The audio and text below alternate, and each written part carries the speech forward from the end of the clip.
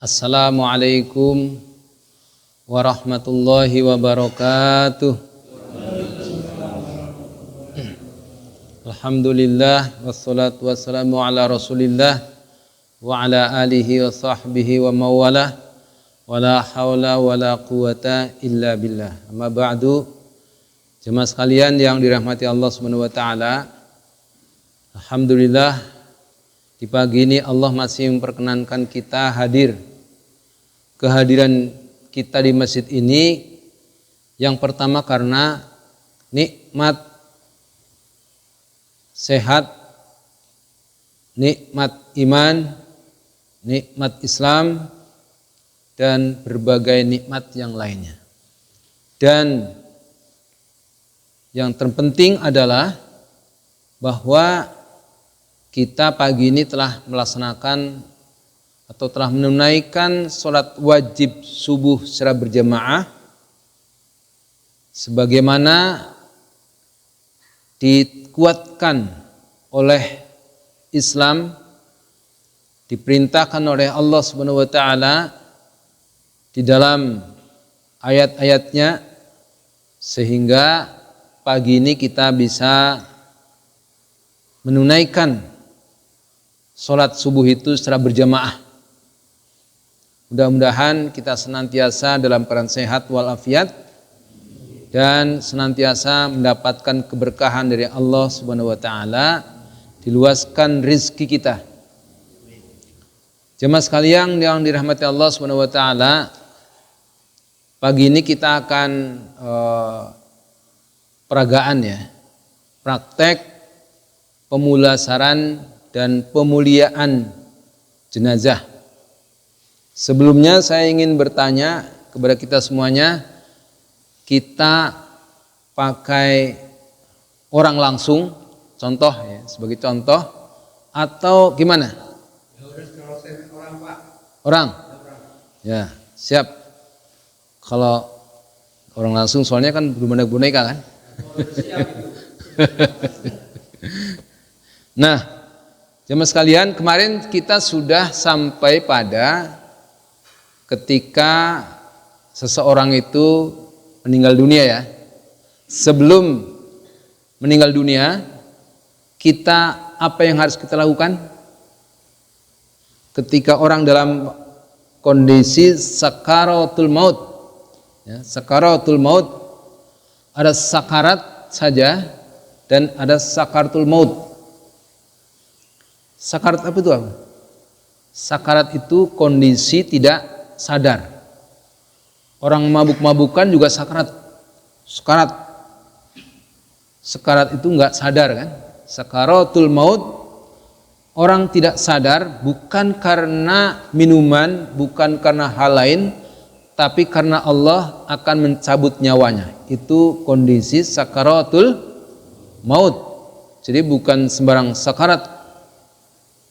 Ya, kalau orang mabuk-mabukan itu sakarat, orang mau meninggal sakaratul maut. Nah, kemarin kita sudah belajar ketika kita menghadapi orang yang sakaratul maut, apa yang kita lakukan? Mentalkinkan. Mentalkinkan itu artinya mengajarkan kepada mayyit. Nah, kemarin kita sudah belajar apa beda mayyit dengan mayit dan jenazah. Nah, seseorang yang mau meninggal dunia itu namanya mayyit. Kita semua juga mayyit, ya kan? Kita semua juga mayyit. Orang yang nantinya akan meninggal dunia kan? Mayyit. Semua yang belum meninggal dunia itu namanya mayyit. Kalau sudah dicabut nyawanya, tasdidnya hilang, jadi mayit. Ya. Nah, maka kita ajarkan kepada mayit itu, orang yang sudah sakaratul maut, mengajarkan apa? Kalimah la ilaha illallah. Peraganya gimana nih? Ya, orang kalau meninggal ya, bayangkan orang meninggal dalam sakaratul maut, maka kita ajarkan la ilaha illallah. Kalau orang mukmin, orang soleh itu meninggalnya tenang. Ya ayyatuhan nafsul mutmainnah irji'i ila rabbika radiyatan mardiyah fadkhuli fi ibadi wadkhuli jannati. Wahai jiwa yang tenang. Nah, jadi malaikat juga gampang mencabutnya. Dari ujung kaki sampai ujung kepala gampang. Tenang. Tetapi orang yang tidak soleh, nah ini nanti bapak bisa membuka surat Al-An'am. Surat Al-An'am itu surat yang ke-6 ayat 93. Di sana diantaranya dari beberapa ayat yang lain, diantaranya dalam surat Al-An'am ayat 93, di sana ceritakan orang yang pertama, ya, yang pertama itu mendustakan ayat-ayat Allah. Orang yang suka mendustakan ayat-ayat Allah. Yang kedua, orang yang mengaku nabi. Orang yang mengaku nabi.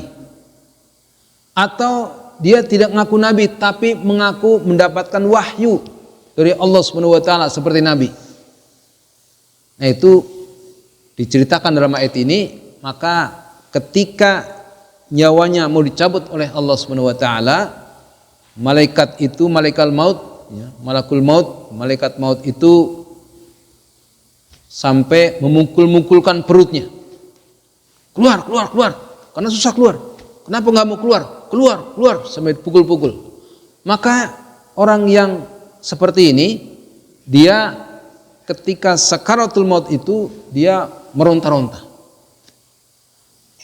meraung-raung dan sebagainya, macam-macam kan. Mungkin tangannya bergelimpangan dan sebagainya. Ya. Maka orang yang demikian kita ajarkan asyhadu an la ilaha illallah wa asyhadu anna Muhammadar Rasulullah. Istighfar, istighfar, astagfirullahaladzim, astagfirullahaladzim, astagfirullahaladzim. Ajarkan talqin la ilaha illallah sampai dia mengucapkan la ilaha illallah. Kalau dia sudah mengucapkan la ilaha illallah sudah cukup. Jangan diajarkan terus la ilaha illallah, udah la ilaha illallah terus, jangan. Sudah, karena man qala akhiru kalamihi la ilaha illallah dakhalal jannah. Siapa yang akhir hayatnya, akhir ucapannya itu la ilaha illallah, dakhalal jannah, masuk surga. Jadi kalau dia mengucapkan la ilaha illallah udah cukup. Nanti dia kalau kita ajarkan terus bosan dia akan, ya kalau kita sadar ngapain ini? Kan udah mengucapkan ya, kira-kira gitu lah. Jadi kalau sudah mengucapkan cukup. Tapi kalau dia kemudian sudah mengucapkan la ilaha illallah, dia masih meraung-raung lagi, ajarkan lagi la ilaha illallah sampai akhir kalamnya, akhir kata-katanya adalah la ilaha illallah. Kalau dia tidak bisa mengucapkan la ilaha illallah, ya udah sampai nyawanya dicabut, tidak sanggup mengucapkan la ilaha illallah, itu qadarullah. Na'udzubillah min dzalik. Nah, maka biasanya orang yang dicabut nyawanya kan dari kaki ya sampai kepala ya. Dari kaki berboneka. Kaki kepala itu kan misalnya ya. Jadi dari kaki dicabut ke kepala. Maka pertama mulutnya akan mengikuti, maka dia biasa mangap. Yang kemudian kalau dicabut ya, mulutnya biasa mangap, terbuka. Yang kedua matanya biasanya menghadap ke atas. Ya. Matanya menghadap ke atas karena dicabut oleh Allah Subhanahu wa taala nyawanya dari kaki sampai ke kepala. Maka apa yang diperbuat? Apa yang diperbuat kemarin? Mengusapkan mukanya sambil mengucapkan inna lillahi wa inna ilaihi raji'un. Ya. Inna lillahi wa inna ilaihi raji'un. Sambil tutup matanya dan mulutnya. Tutup matanya, jangan sampai terbuka. Kalau matanya biasanya bisa mau tertutup. Tapi mulutnya kalau nggak mau tertutup, maka bisa diambil ikatan, bisa disobek dari kain kafan atau kain yang lain untuk tali, ya, diikat supaya mulutnya tidak terbuka. Ya, jadi nggak ada hubungannya dengan ruhnya akan kembali, nggak. Nanti kalau nggak ditutup nanti hidup lagi, nggak mungkin. Jadi nggak ada hubungan. Ini supaya ini adab kepada jenazah, kepada mayit, ya. Belum jadi jenazah, itu masih mayit. Jadi kalau sudah dicabut nyawanya tadi sudah menjadi mayit, hilang tasdidnya, ya. Mayit sebelum meninggal, ketika sudah meninggal namanya mayit. Nah, maka bisa diikat, ya, diikat kepalanya supaya mulutnya tertutup. Kemudian apa? Apa yang dilakukan setelah menutup mata dan mulutnya? Dirapikan tubuhnya. Ya, dirapikan tubuhnya. Tangannya bisa lurus, bisa begini. Tapi umumnya begini kan? Ya, umumnya begini. Sekali lagi saya ingatkan bahwa di sini ada aturan syar'i, ada tradisi. Ya, ada syar'i, ada tradisi. Maka kita kesampingkan tradisinya dulu. Tradisi nantilah. Yang aturan syar'inya dulu. Ya, jadi ketika tadi sudah sampai mana? Dirapikan tubuhnya, ya, dirapikan tubuhnya, tangannya disedekap gini. Kalau sholat begini, apa begini, Pak? Kalau sholat coba.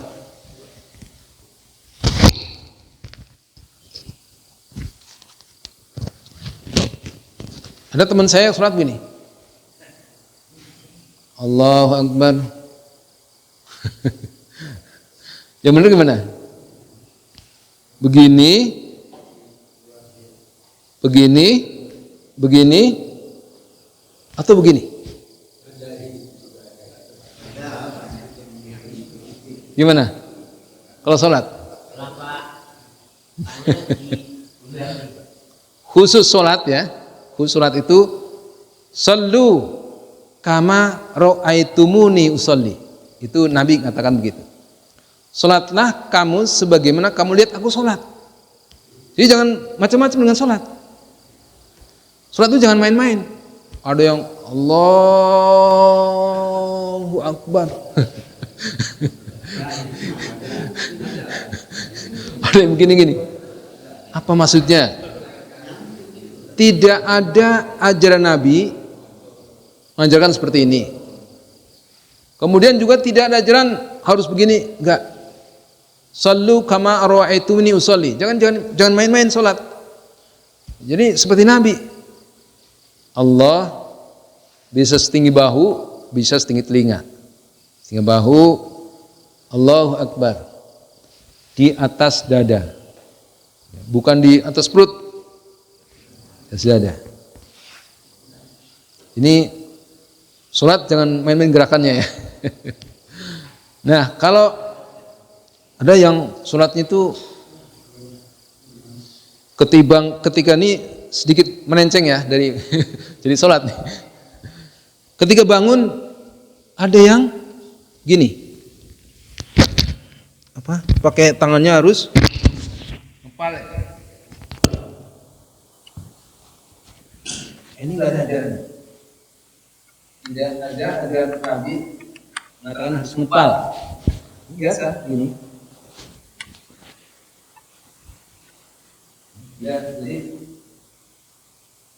ada yang kepal biar bunyi prok gitu kan. Nah, itu jangan sekali-kali. Sholat itu bukan untuk olahraga kayak gitu, bukan prok.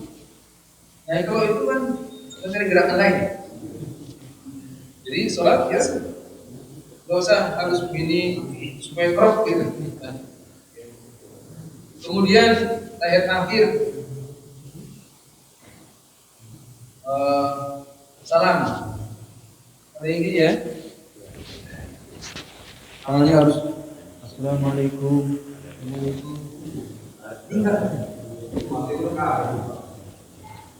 Ini tidak ada diajarkan Nabi harus begini, harus begini. Ya. Shallu kama ra'aitumuni usolli.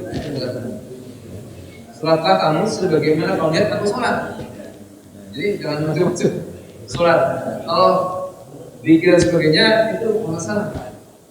Oh, dikir duduk gimana? Tapi salat seperti Nabi. Nah, kembali ke ini mayit tadi yang sudah wafat menjadi mayit itu tangan dirapikan, tangannya di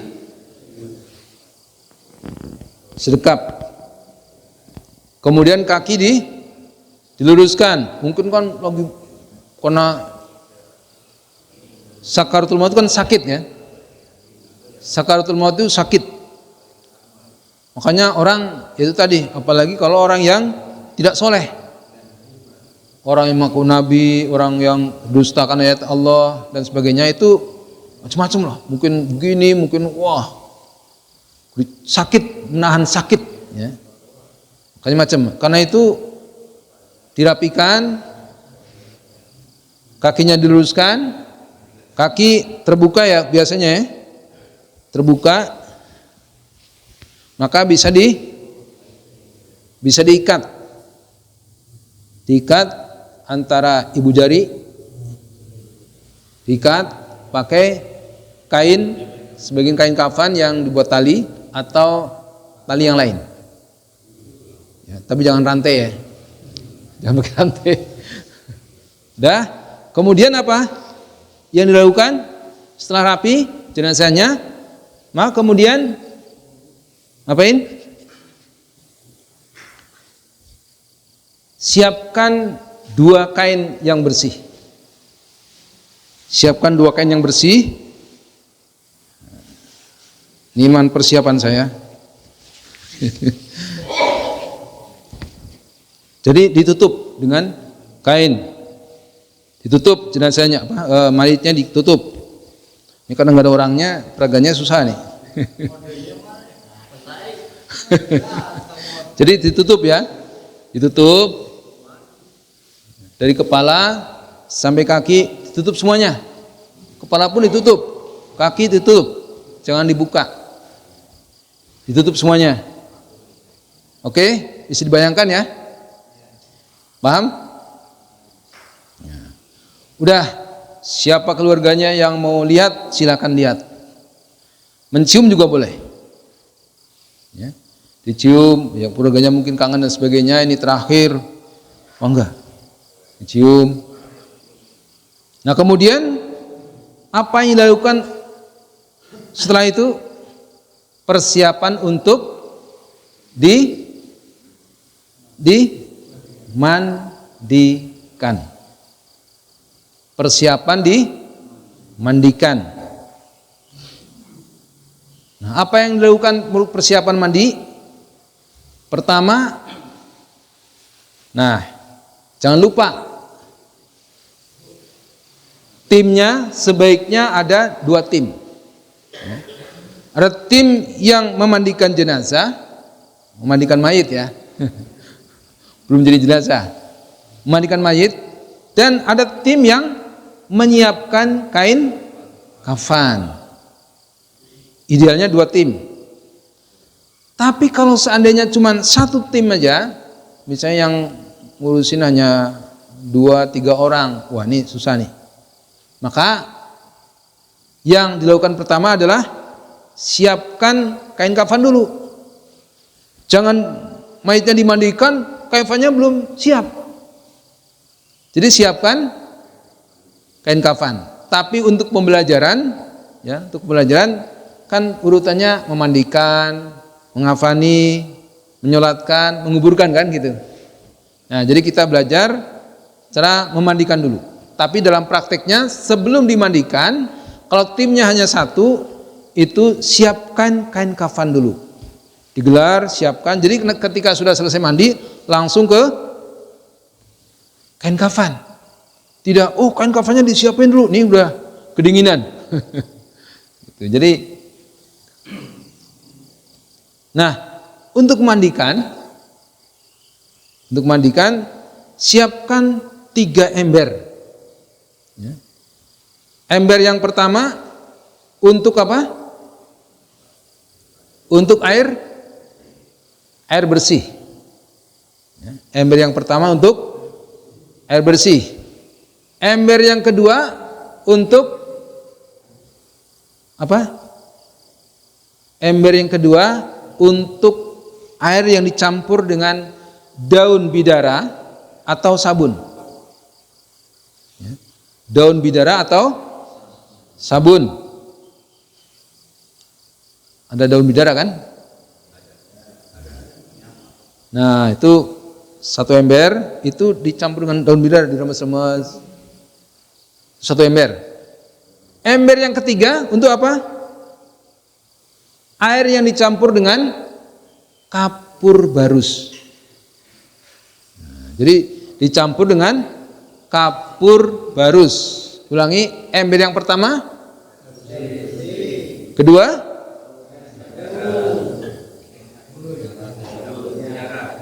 air yang dicampur dengan daun bidara atau sabun. Yang ketiga, air yang dicampur dengan kapur barus. Kapur barus dihancurkan, digerus ya, digerus, campur dengan air dalam satu ember.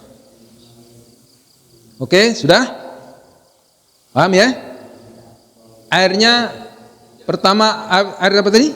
Air bersih. Bisa juga dengan selang atau gayung. Tapi sebaiknya memang pakai gayung pertama ya. Nanti berikutnya bisa dengan selang. Yang pertama dengan air bersih dari ember dengan gayung. Kemudian ini kan mayat masih dalam kondisi ditutup dengan kain kan? Kain. Terus memandikannya di mana? Memandikannya di pertama adalah tempatnya tertutup. Tidak boleh terbuka. Gak boleh orang lain masuk ke dalam tempat memandikan mayit. Kecuali yang berkepentingan. Orang yang tidak berkepentingan, yang bukan mahram, tidak boleh masuk. Gak boleh, kayak apa sih? Hitam ya. Ini gak boleh. Putih ya. Gak boleh. Jadi ada syarat orang yang memandikan jenazah. Mandikan mayit ya. Jenazah aja tadi. Syarat orang yang memandikan mayit apa? Yang pertama dia harus paham dengan fikih memandikan mayit. Paham? Harus paham. Kalau nggak paham, asal-asal aja. Memandikan mayit tidak asal-asal, bukan asal guyur, bukan asal basah, bukan. Dia harus paham dengan tata cara atau fikih memandikan mayit. Itu syarat pertama. Syarat yang kedua adalah dia harus orang yang terpercaya.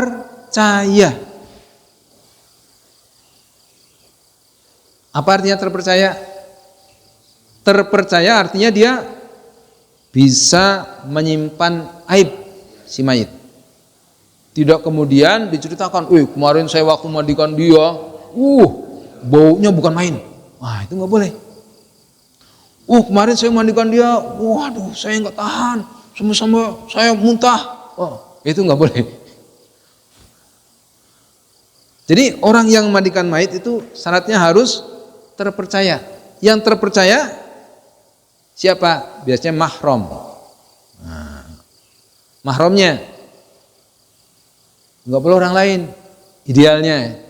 Nah, kalau mahramnya nggak ada yang bisa, nggak berani dan sebagainya, ya terpaksa orang lain. Siapa? Kalau di sini apa namanya? Apa? Amil. Nah, kalau di sini kampung sini namanya amil. Kalau di kampung saya namanya kaum atau modin. Oke. Syarat yang ketiga, orang yang memandikan mayit itu harus sama jenis kelaminnya dengan si mayit. Jadi kalau laki-laki yang memandikan laki-laki, kalau perempuan yang memandikan juga perempuan. Kecuali nggak ada orang, waduh, nggak ada yang berani, ya gimana lagi? Terpaksa. Yang kita ajarkan di sini adalah untuk mayat laki-laki, ya. Nanti kalau perempuan ada beda sedikit, ya. Nanti ada rambutnya dan sebagainya.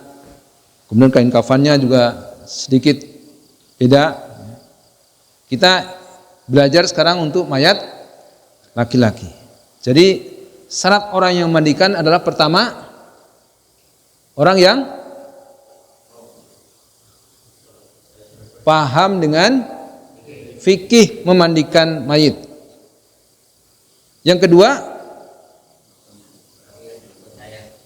orang yang terpercaya, amanah, bisa menyimpan aib, tidak diceritakan kepada semua orang. Yang ketiga, sama jenis kelaminnya dengan mayit. Yang keempat apa? Yang keempat, berani memandikan.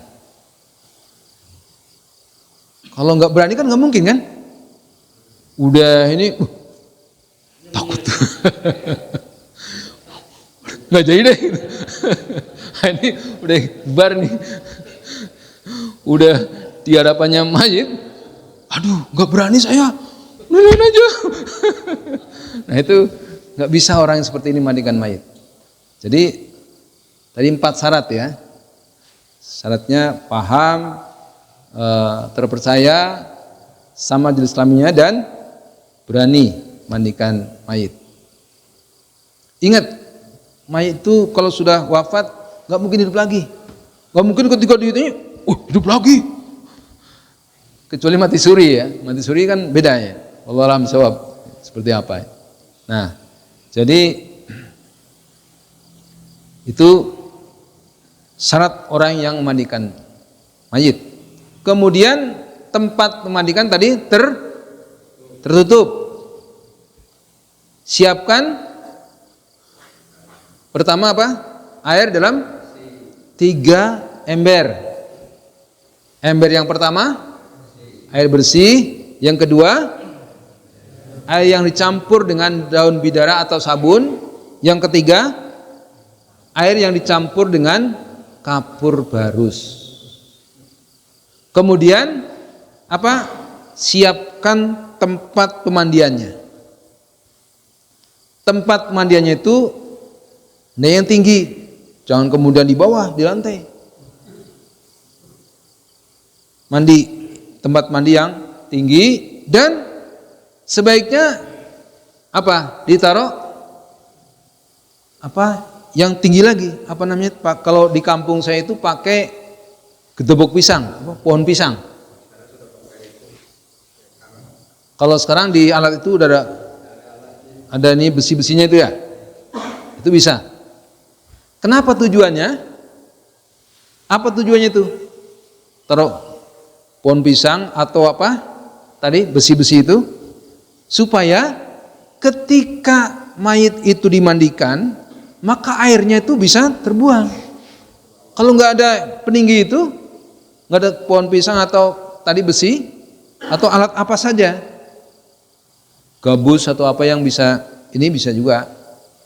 Itu kalau nggak ada itunya, ketika dimandikan, najisnya ke mayit lagi, jadi nggak bersih. Makanya ada pohon pisang. Nah, ini tradisi di kampung. Kalau sudah di ini selesai pohon pisangnya ini tradisi ya, bukan syar'i. Tradisi. Itu tidak ada dalam syariat Islam. Ditaruh uang, ya, uang apa? Dulu zaman saya kecil itu 5 rupiah, itu kan 10 rupiah, itu kan ditancapin di pohon pisang. Nah, jadi rebutan tuh. Tapi ada anak yang nggak berani. Wah, nggak berani saya. Walaupun bisa untuk jajan kan. Ya, itu tradisi. Bukan masalah syar'i. Jadi tujuannya ditaruh pohon pisang atau besi untuk lebih tinggi itu supaya ketika dimandikan kotorannya tidak menempel lagi ke si mayit. Jadi bersih. Begitu dimandikan, airnya jatuh. Kalau sekarang kan sudah ada salurannya kan, keluar. Makanya sekarang itu tempat mandinya itu ada lubangnya dan ada pembuangannya. Itu yang bagus, yang baik seperti itu. Kalau nggak ada itu kan airnya kemana-mana. Siapkan itu, kemudian mayit ini kan masih dalam kondisi tadi ditutup ya, masih pakai baju dan sebagainya. Kalau tadi belum dibuka ya, sebaiknya dibuka dulu. Ketika ditutup itu dibuka. Nah, bagaimana cara membuka?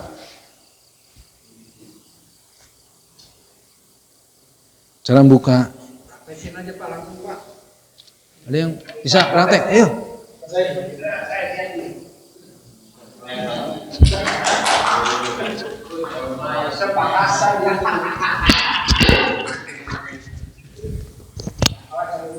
Bahasan modelnya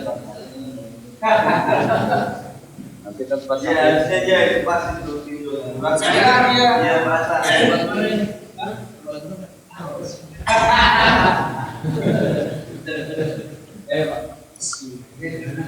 Ini tadi kan sudah rapi ya, ini rapi lah. Rapi.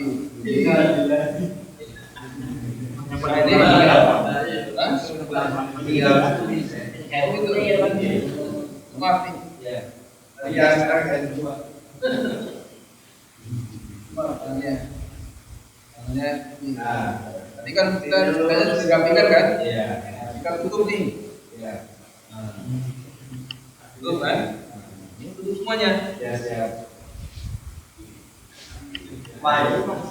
Jadi kan, rapikan lah. Kemudian jika tapi kalau tutup ya.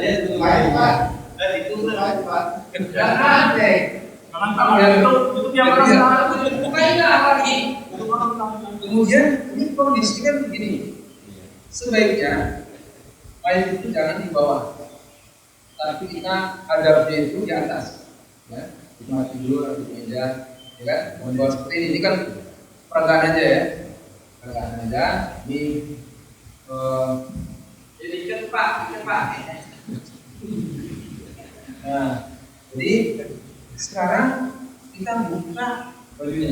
Gimana cara buka bajunya? Bukan dari sini. Kita masih pakai baju kan? Ini pakaian ini. Nah, ini kalau atasnya dibuka, di bawahnya. Tutup auratnya pakai handuk atau sarung. Handuk atau sarung.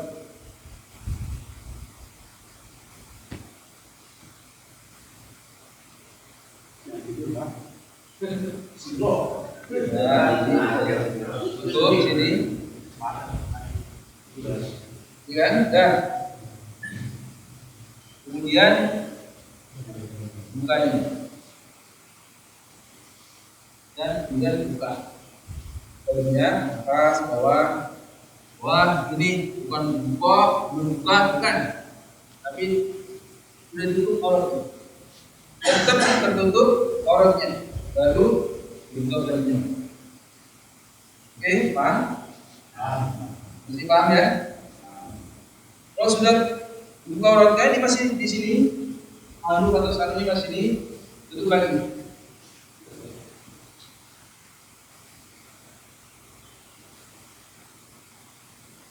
Tutup semua, berangkat ke tempat pemandian. Sekarang gimana cara ngangkatnya? Coba peragain. Jangan 3 orang ya. Ya, ya. minimal 3 orang. Kalau 4 orang. Sebelum mandi dong. Itu kalau tidak akan sudah pakai lagi. Iya. Pakai ada bentuk auratnya tadi. Diangkat dengan kainnya tadi. Kayaknya lumayan berat, Pak. Oke. Paham ya? Nah, diangkat bisa dipakai. Gimana cara mengangkat ini? Cara mengangkat ini penting. Tiga apa berapa? Tiga. Nah, sebaiknya angkatnya mana? Angkatnya jangan begini. Ya. Kalau begini, tapi dari bawah.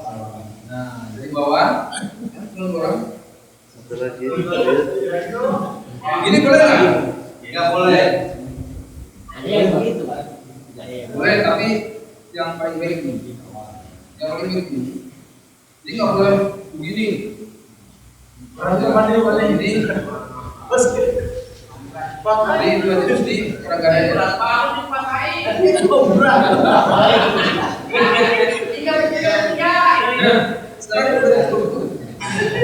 Sekarang gimana kalau tadi? Nah, ini kan? Gini. Sebaiknya gimana? Kalau boleh paling seperti itu. Adatnya. Jangan tapi coba tidak boleh lantai. Ada ya? Menganggap ketika menyelenggarakan melakukan semua aktivitas bulan puasa itu dimulai dengan bismillah. Semua aktivitas kita dilakukan dimulai dengan bismillah.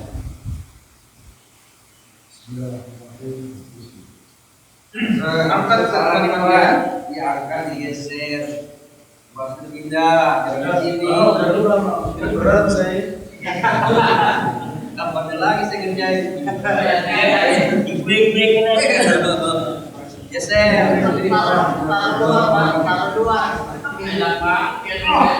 Ada yang angkat kepalanya.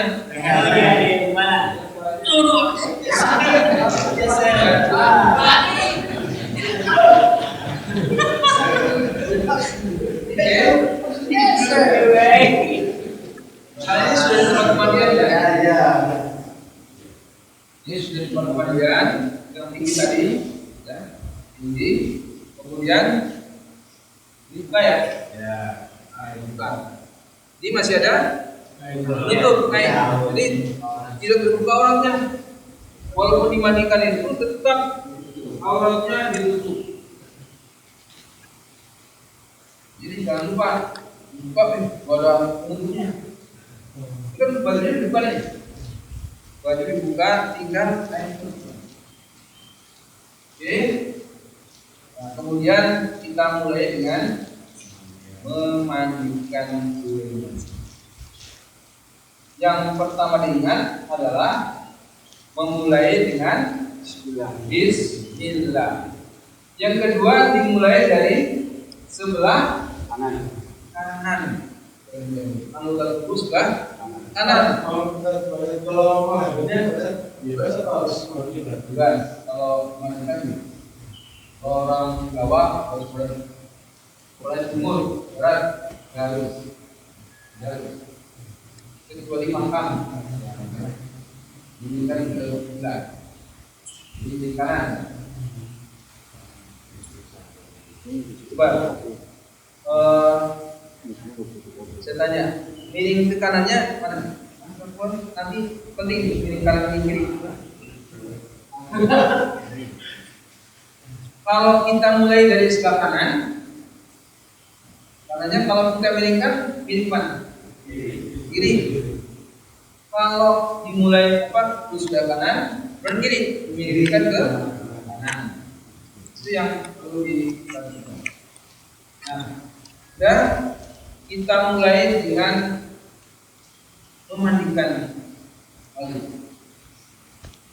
Dimulai dengan bismillah dan dari sebelah kanan.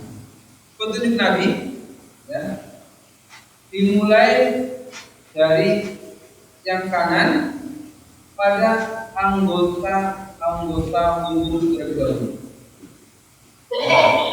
Di sini ada dua pemahaman.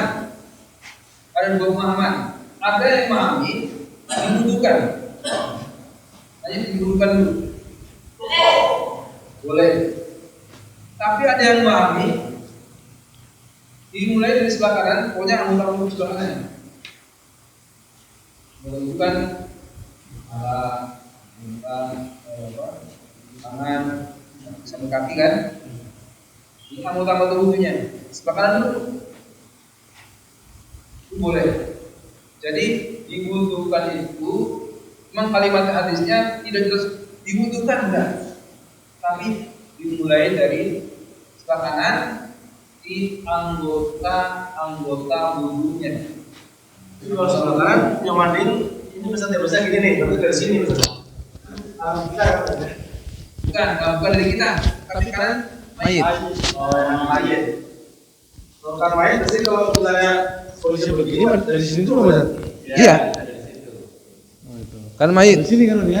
Ya. Ini kan kiri kita nih. Jadi bukan kita ininya, tapi mayit. Mayatnya. Jadi kalau sebelah kanan, jadi ini kan diiringkan sini. Oh. Nah, ini sebelah kanan. Tapi Harusnya ada airnya langsung. oke? Yang Ya? benar diwuduin dulu apa dimandiin dulu? Ada yang dimandiin dulu, Mas. Enggak. Tadi. Nah, sebelum diwudukan tadi, dibersihkan dulu ya. Tadi maaf, ketinggalan. Dibersihkan dulu perutnya.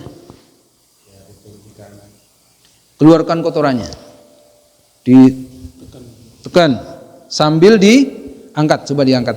Diangkat ininya. Nah, begini. Ya. Jadi diangkat, coba diangkat. Sambil ditekan-tekan perutnya. Ini. Begini. Ya, kaku enggak. Iya. kalau berat juga. Dimandikan mayit itu jangan sendirian, tapi berempat atau bertiga minimal bertiga, ya. Jadi ini dibersihkan dulu, tekan sampai keluar kotorannya. Nah, sebelumnya kita yang mandikan itu harus apa? Harus pakai sarung tangan dan masker. Sarung tangan dan masker ditekan perutnya, dibersihkan sampai keluar. Ada yang membersihkan bawahnya, tuburnya. Karena pakai sarung tangan kan? Ya? Ya, dicebokin. Dibersihkan, keluar kotorannya. Kan tadi makanya ditinggikan kan? Ada gedebok pisang atau besi bawahnya itu supaya kotoran-kotoran itu langsung terbuang di situ, langsung mengalir keluar. Kalau nggak ada gedebok pisang atau besi tadi, ya di situ juga kotorannya, ya kan? Itulah fungsinya gedebok pisang. Kalau saya bilang gedebok pisang, apa istilahnya? Ya, sama gedebok pisang ya. Nah, itu fungsinya. Nah, setelah dikeluarkan kotoran-kotorannya, dicobokin semuanya, dibersihkan. Coba ya. Mohon maaf, kemaluannya depan juga dibersihkan. Tapi tetap tertutup, jangan dibuka gini-gini enggak. Tapi nah gini. Tetap tertutup. Kita tidak boleh melihat-lihat. Makanya harus sama jenis kelaminnya. Ya. Nah, jadi Dibersihkan dulu mayatnya, kemudian baru tadi ada dua pendapat ya, diwudukan atau dibersihkan di anggota wudu sebelah kanan dulu. Jadi kalau misalnya ada yang berpendapat dibutuhkan tangan ya, tangannya pakai air bersih, air bersih dulu. Jangan air sabun atau daun bidara dan air kaldu barus, bukan. Kaldu barus nanti terakhir. Air bersih dulu. Air bersih disiram. Bagaimana cara menyiramnya? Bukan langsung guyur pakai kayung gini. Ada adabnya, pakai tangan biar lembut. Ya, biar lembut. Air gayung tangan. Kalau pakai selang nggak boleh, Ustaz? Bisa, tapi tadi jangan langsung cur gitu. Ya. Ya, jadi dibutuhkan digini, tuangkan ke tangan kita sehingga sambil gosok. Kan anggota wudu ini ya. Ini kemudian mulut, hidung. Mulut gimana? Ya di ini aja. Jangan dikucur air. Kumur ya. Nggak bisa kumur dia. Ya dibersihkan aja mulutnya. Digosok-gosok itu. Pakai ini aja kan, pakai sarung tangan kita. Basahkan, udah jangan diminumkan ke dia, jangan. Ya dibersihkan aja mulutnya, giginya kan. Gitu. Udah, hidungnya juga. Kemudian apa? Mukanya. Muka, kemudian tangannya. Dibutuhkan semuanya, tangan terus kepala dengan kuping. Tapi pakai sabun Ustaz kepala itu? Belum, ini belum bicara sabun, belum bicara daun bidara, masih air bersih, ya. Butuhkan tadi sampai mana? Sampai kepala, telinga, baru kaki. Butuhkan. Itu bagi yang Bukan wudhu terakhir, bukan Pak? sebentar. Nanti terakhir juga wudhu lagi. Kalau yang pemahamannya dibutuhkan, tadi butuhkan dulu. Udah dibersihkan semuanya tadi, perutnya dikeluarin isinya, dibutuhkan. Udah. Kalau yang pemahamannya tidak dibutuhkan, boleh juga. Dan ini lebih, ada yang cenderung ini yang lebih baik, lebih benar gitu. Jadi tadi kan dua pemahaman, karena kalimatnya hadisnya itu dibasuh dengan bagian, dimulai dari bagian kanan anggota wudu. Anggota wudu bukan dibutuhkan, bukan kalimatnya, tapi anggota wudunya. Jadi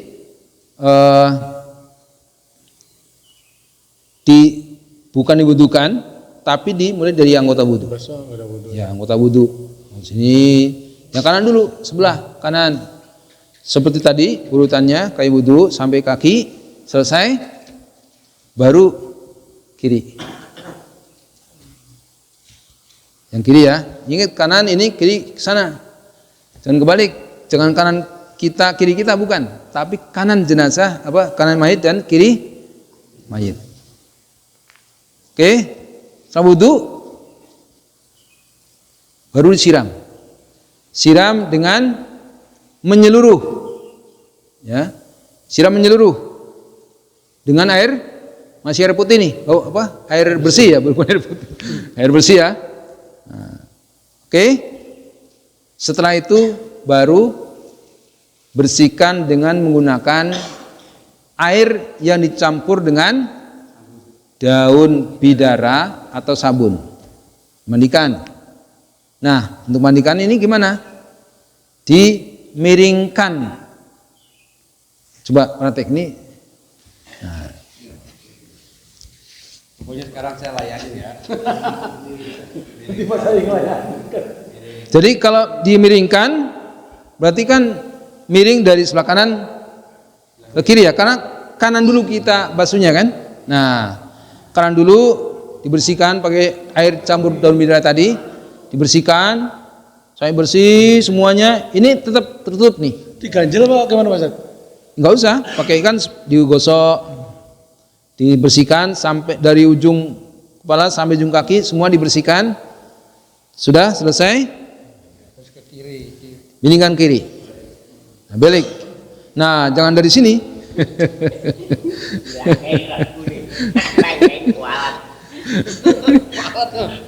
Nah, gini, dibersihkan dengan air dengan yang dicampur dengan daun bidara sampai bersih, udah ini lagi. Berarti pada saat dibalik tadi pas udah pakai sabun. Ya? Waktu dibalik tadi berarti pas bersihkan udah pakai air yang kedua. Ya, waktu ini dimiringkan kanan kiri itu pakai air yang dicampur dengan daun bidara atau sabun. Oke? Paham? Udah semua dibersihkan. Nah, tadi yang ketinggalan.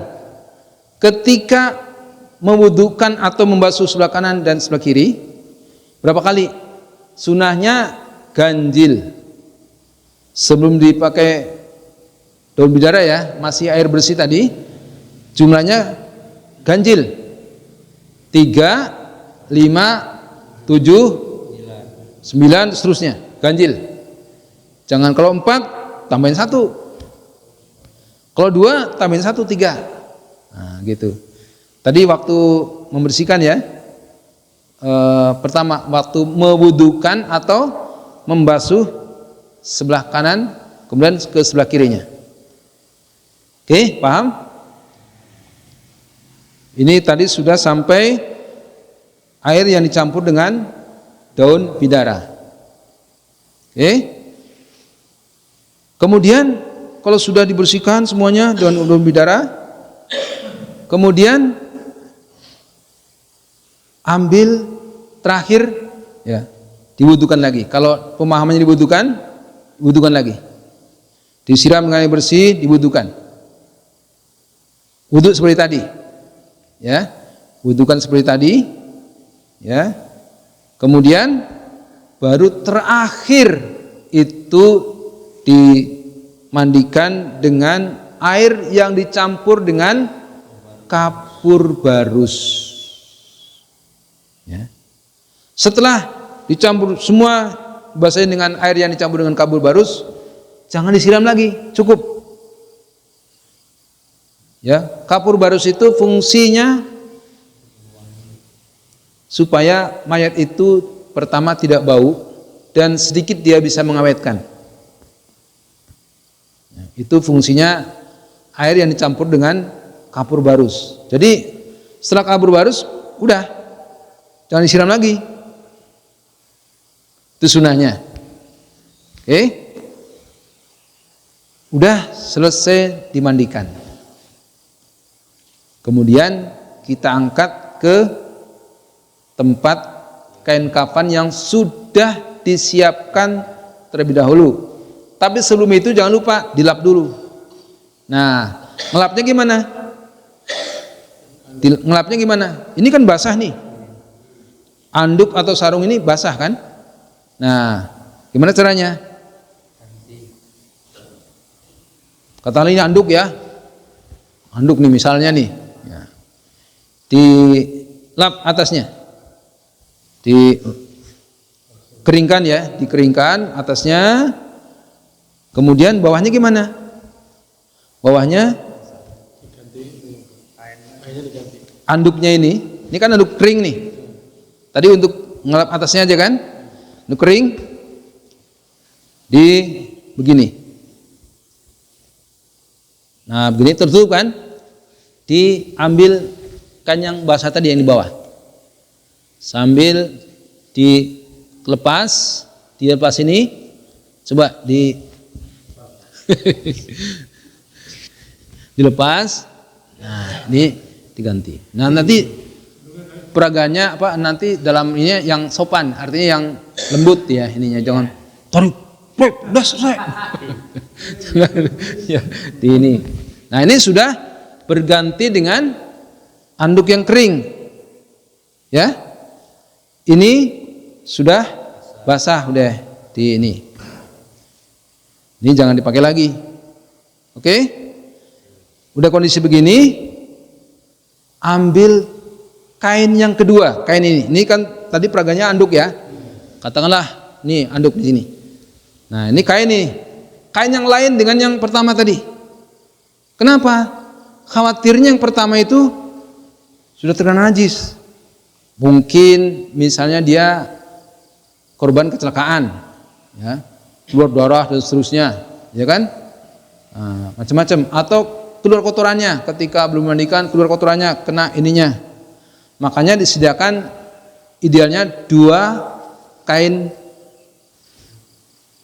dan 1 atau 2 anduk. Kalau 1 anduk berarti yang 1 kain lain atau anduk juga sarung. Oke? Ini ambil kain yang bersih, lain lagi nih ceritanya nih kain baru ya. Baru tutupkan lagi. Jadi pada saat diangkat dari setelah mandi itu udah ditutup kain lagi Ustaz? Iya, bisa. Ini kan kondisinya basah mungkin ya, diangkat dulu ke ini, bisa kemudian ditutup. Oke, kemudian diangkat ke tempat kain kafan. Nah, sekarang cukup dulu kita peragaan kain kafan. Masih ada waktu atau gimana nih? Jam 6 Pak. Sudah cukup dulu. Ini cukup. Ini ceritanya udah selesai mandikan kan? Mandikan udah selesai. Tadi sebelum mandikan kita sudah menyiapkan kain kafan dulu. Jadi jangan udah selesai mandikan kain kafannya belum siap. Wah, tunggu ya, dipotong dulu segala macam. Ini udah kedinginan. Ya walaupun dia sudah menjadi mayit, itu kita tetap punya etika, punya adab kepada mayit. Tadi nggak boleh melangkah dan seterusnya. Ini juga mayit ya nggak boleh lama-lama, nggak udah habis mandi lama nggak dibungkus, nggak dikafani, ya kan? Nah, jadi sebelum memandikan sudah terlebih dahulu disiapkan kain kafan. Kalau hanya 1 tim, kalau 2 tim bisa paralel, berbarengan. Ada yang nyiapin kain kafan, ada yang memandikan. Nah, petugas yang memandikan setelah selesai mandikan buka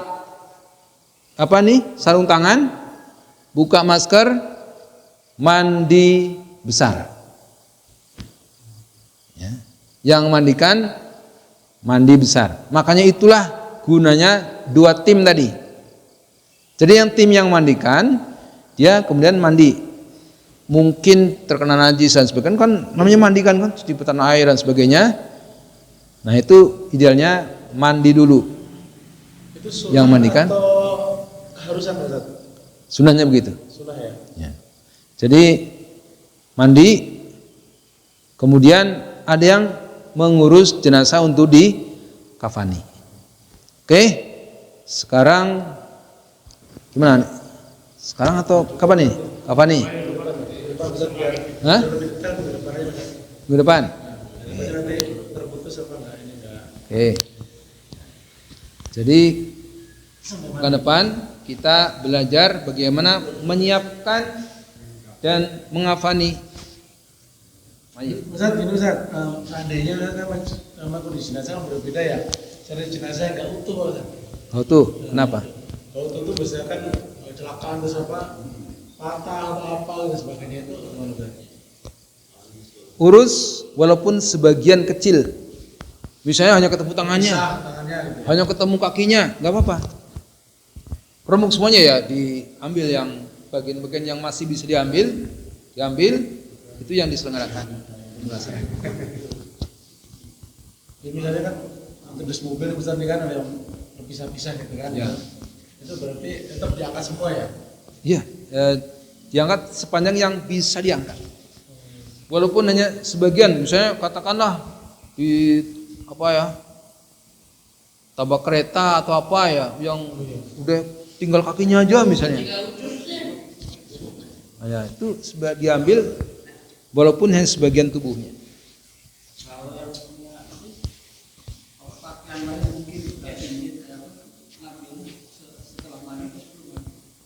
Sebelum mandi. Sebelum mandi kalau misalnya ada cincin, dibuka cincinnya. Itu milik ahli warisnya. Cincin emas 5 kilo misalkan, ahli warisnya. Yang punya hake berarti termasuk gigi emas. Nah, gimana dengan gigi emas? Bisa dicopot, bisa tidak. Gigi emas. Gigi kan ada yang karena saking banyaknya duit ya, giginya digantilah. Saya giginya emas saja. Wah, diganti gigi emas 5 kilo. Ganti gigi. Itu gimana ketika wafat? Bisa diambil, itu hak ahli waris. Bisa diambil, bisa juga tidak. Kasihan kan mayat misalnya harus pakai palu. Jangan sampai harus pakai catut. Wah, itu menyakiti mayit. Tapi kalau ahli warisnya harus copot dong. Nanti itu kan bisa untuk beli mobil misalnya. Nah, ya monggo. Tapi kalau nggak kasihan sama mayitnya. Tapi kalau adab mayit itu jangan disakiti. Ketika wafat aja udah sakit. Ya kan ketika sakaratul maut udah sakit. Udah wafat disakiti lagi. Itu nggak boleh. Oke? Paham ya? Cukup. Makasih Pak Sai. Pekan depan kita peragaan lagi.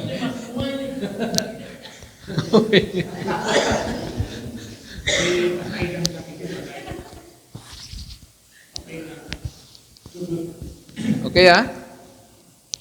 Ada yang bertanya lagi sampai sini? Kalau tidak ada, kita ya. Kan tim ini Pak Ustaz, kalau semuanya yang punya rumah nggak punya kain, kita harus sediain kain. Ya, bagusnya begitu. Jadi kainnya sekali pakai buang. Itu bisa dicuci, bisa dibuang ya, itu terserah ini. Jadi termasuk kain, sarung tangan, masker itu tim. Ya, jadi perlengkapan jenazah itu kain kafan jelas kan? Kain kafan. Kemudian minyak wangi. Kemudian kapas. Kapas ya, biasanya itu kalau beli udah satu paket lengkap. Kapas yang besar. Kapas seperti ini nih.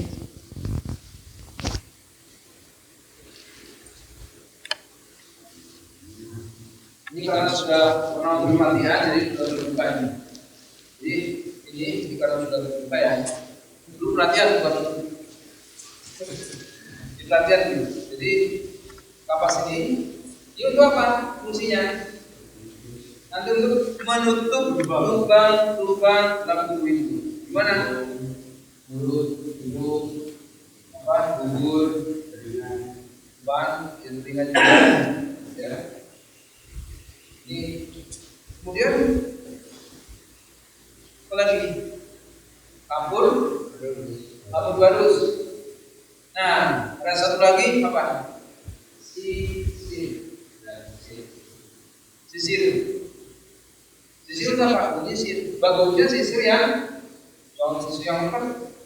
Kalau lengkap nanti bisa putus rambutnya. Tapi sering jarang.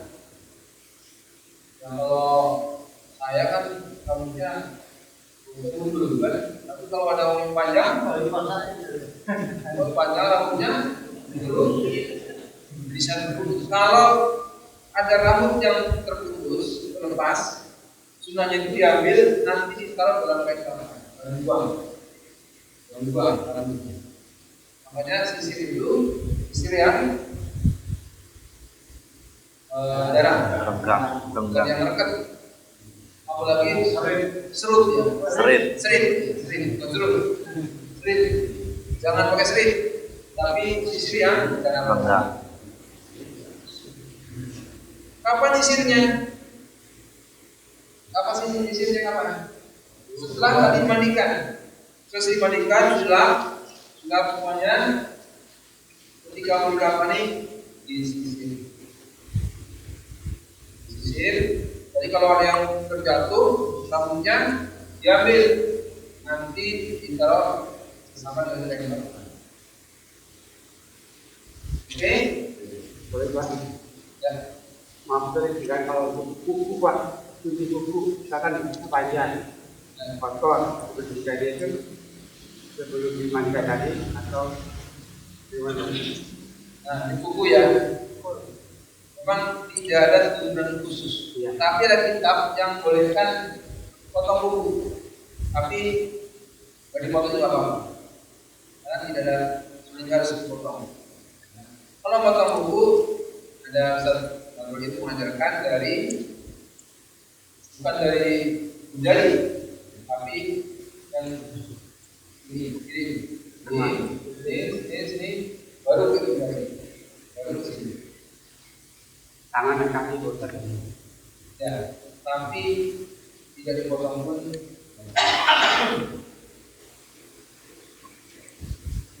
Sebenarnya emang harus dipotong. Walaupun dipotong ya kan harus dibuat Oke,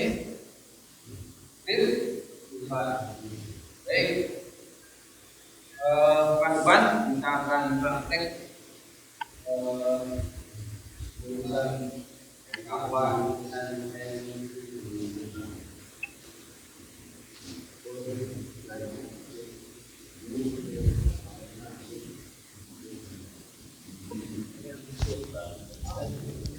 Baik, terima kasih Bapak-Bapak sekalian. Mudah-mudahan ini menjadi ilmu terapan kita, ya.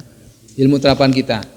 Ilmu ini seharusnya dimiliki oleh setiap kita, ya. Bukan sebagian orang. Nah, orang yang mengurus mayat itu juga pahalanya besar, ya kan? Kenapa pahalanya besar? Pertama, melepaskan dosa masyarakat, umat yang lain. Karena fardu kifayah kan? Ini kan fardu kifayah. Mengurus jenazah itu fardu kifayah hukumnya. Wajib. Kalau sholat 5 waktu itu fardu ain. Setiap dari kita nggak boleh wakilkan. Tapi kalau fardu kifayah ini satu orang yang melaksanakan, semuanya bebas. Nah, jadi mengurus jenazah itu pahalanya tentunya besar sekali. Karena itu di Arab Saudi ini itu ada yayasan khusus yang mengurus jenazah. Dia sampai petugasnya nggak mau dibayar. Dikasih tips, kalau kita kasih tip apa, misalnya 5.000 atau 100.000 atau berapa gitu, dia pun nggak mau. Saya ingin pahalanya bukan duitnya. Itu di Arab Saudi. Itu ada lembaga khusus untuk menangani jenazah ini. Kalau ngangkat jenazah dari setelah disolatkan ke kuburan itu berebut itu. Berebut. Kalau sekarang kita kan takut-takut dan sebagainya. Kalau di sana itu berebut karena pahalanya besar orang mengangkat jenazah itu. Itu pekerjaan ringan, pekerjaan yang tapi itu pahalanya besar. Jadi ada orang yang nggak mau jadi pengurus jenazah, alasannya macam-macam lah. Nah,